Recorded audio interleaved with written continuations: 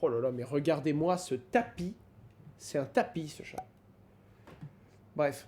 Oui, oui, il y a le bordel sur la chaise là-bas. C'est ça qui est beau dans un cadre, c'est que vous voyez qu'une certaine partie de ce cadre-là.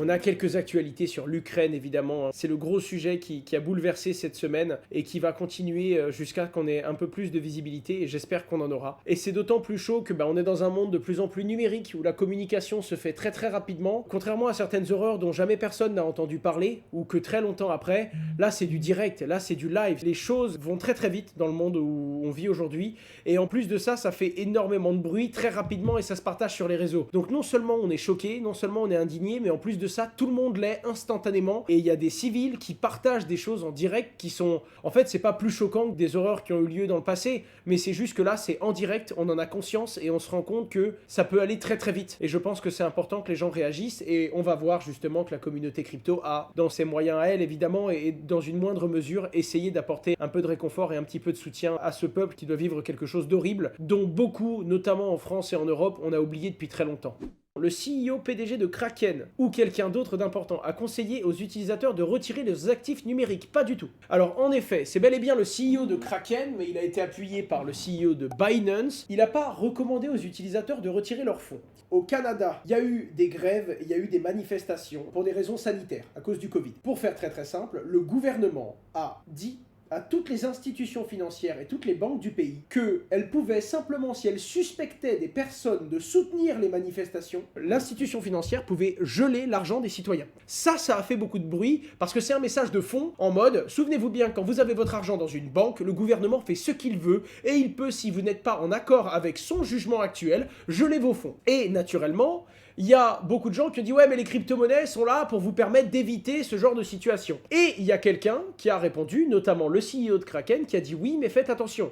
Les crypto-monnaies, oui. Par contre, votre compte Binance, votre compte Kraken, en gros vos crypto-monnaies, mais dans une institution qui est régulée, vos crypto-monnaies sont censurables. Donc, malheureusement, Binance et Kraken, qui sont entre guillemets régulés et qui doivent suivre la volonté du gouvernement canadien, peuvent geler des comptes de Canadiens sous simple demande du gouvernement. Et à ce moment-là, ils ont dit voilà, si vous voulez vraiment être libre avec vos crypto-monnaies, vous les achetez sur nos plateformes, mais vous les retirez et vous les conservez dans ce que l'on appelle un wallet non custodian, votre MetaMask, votre clé Ledger, etc., etc.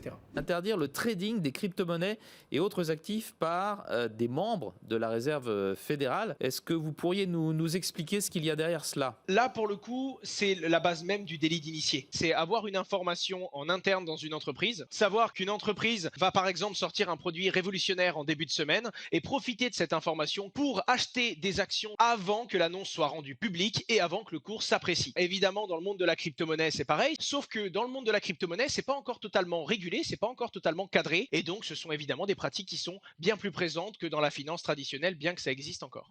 Ok, alors je suis vraiment désolé, je vais devoir le foutre dehors. Il est impossible.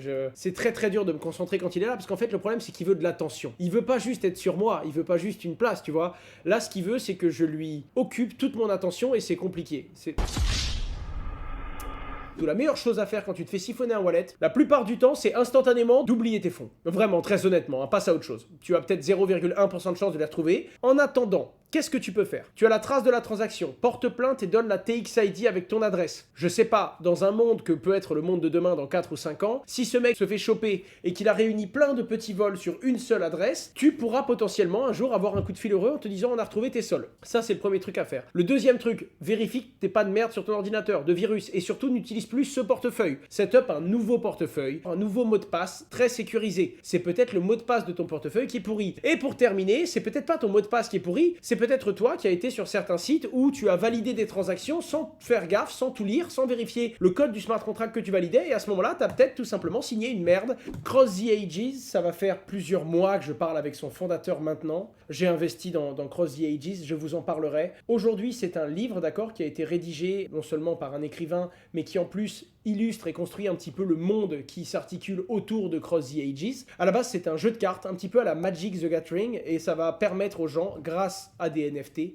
de jouer à ce jeu de cartes. En l'occurrence, Cross the Ages, je vous en parlerai, c'est une très très grosse communauté, il y a plus d'une centaine de personnes qui sont engagées derrière, il y a des game développeurs, il y a des écrivains pour tout ce qui est construire le scénar, l'histoire. Pour l'instant, ils sont en train de définir l'univers de Cross the Ages, mais dans un second temps, il y aura le jeu, et il y aura du coup toute cette connaissance de cet univers qui permettra d'utiliser les cartes, et donc les différents NFT que l'on a, sachant qu'il y aura même beaucoup de features. Je sais qu'on pourra par exemple brûler son NFT en échange de la carte en physique. Donc il y a également une grosse partie de partenaires assez costauds, enfin The Sandbox évidemment et Swissborg qui a investi derrière, et à côté de ça plein d'autres fonds que je connais plus ou moins, mais surtout des projets dans lesquels j'ai moi-même investi, comme par exemple XDeFi, comme par exemple Solshoal et plein d'autres écosystèmes. Je vais vous en parler, j'ai toujours un petit peu de mal parce que moi et les NFT, vous savez, ça passe pas bien, mais là pour le coup il y a énormément de fondamentaux, énormément de travail. Le NFT n'est qu'un outil qui est utilisé pour arriver sur une finalité finalement. Donc c'est pas juste venez acheter mes 296 poulets de couleurs différentes, je vous jure qu'un jour ils vaudront quelque chose. Là il y a vraiment tout un écosystème derrière et ça me plaît beaucoup. Dans l'écosystème français, on attend cette prise de position politique. C'est un sujet qui est trop important d'un point de vue économique pour que ce ne soit pas au programme de tous les candidats. Évidemment, c'est un avis qui m'est personnel. Il y a déjà des gens qui se sont prononcés il y a plus ou moins longtemps, 2016, 2018 et 2022 dans le monde de la crypto-monnaie.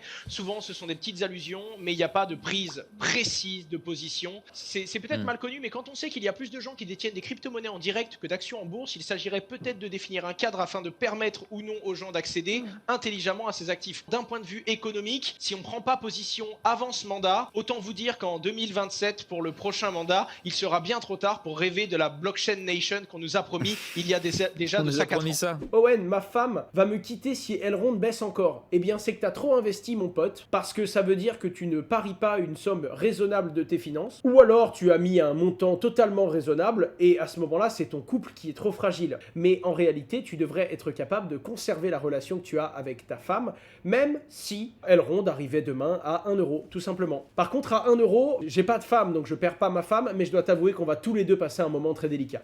Est-ce que tu as toujours confiance dans le développement à long terme de Biconomy ? Oui. Alors globalement, c'est sûr qu'on a moins de ping qu'avant, donc il y a une période de doute en fait, si tu veux, puis le token a perdu beaucoup de valeur. En attendant, je sais que la team est toujours active. D'ailleurs, ça me fera passer pour un con, et je sais que je passerai pour un con si un jour ça arrive, mais si jamais un jour je parle d'un projet, que le projet se casse la gueule et que l'équipe abandonne totalement et que ça m'arrive aux oreilles en mode on abandonne le projet, adieu, à ce moment-là, j'en parle sur les réseaux, au moins pour tenir au courant ma communauté. Tu passes pas un bon moment quand tu dis genre ouais, vous vous souvenez quand je vous ai parlé de ça, ouais ben c'est mort.